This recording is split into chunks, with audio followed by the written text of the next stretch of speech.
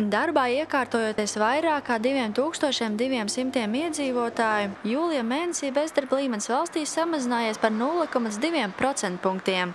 Pēc Nodarbinātības valsts aģentūras datiem augusta sākumā bez darba ir vairāk kā 137 000. Tas sastāda 12,3% no ekonomiski aktīvajiem iedzīvotājiem. Rīgas reģionā šis procentuālais bezdarba līmenis uz 31. jūliju bija 9%. Protams, klientu skaits uz šo brīdi tā kā turpina samazināties.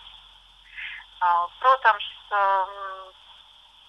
ir tā, ka nevaru sacīt, ka viņi arī neatgriezīsies. Daļa no šiem klientiem ir tādi, kuri vienkārši uz sezonu aiziet strādāt uz vasaru, kas rudenī droši vien kāda daļa atgriezīsies pie mums atpakaļ, un tad šis klientu skaits atkal būs pieaugs.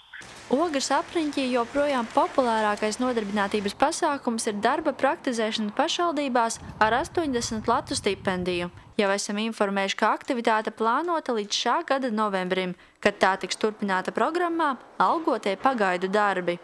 Lielu iedzīvotāju atsaucību izsaukus arī mūža izglītības programmas strādājošajiem. Cilvēki ļoti aktīvi arī to izmantoja, un dažu dienu laikā visas vietas tika jau aizņemtas. Ogres filiālē burtiski pēc nedēļas jau reģistrācija tika pārstāvta, visas pieejamās vietas bija aizņemtas, visi reģistrācija beidzās.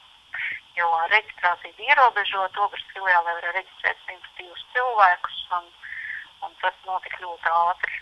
Ļoti maza interesantu atsaucība novērojama ar jauniešu nodarbinātību saistītajos pasākumos, informē Ogres filiāles vadītāja Ilze Arāja.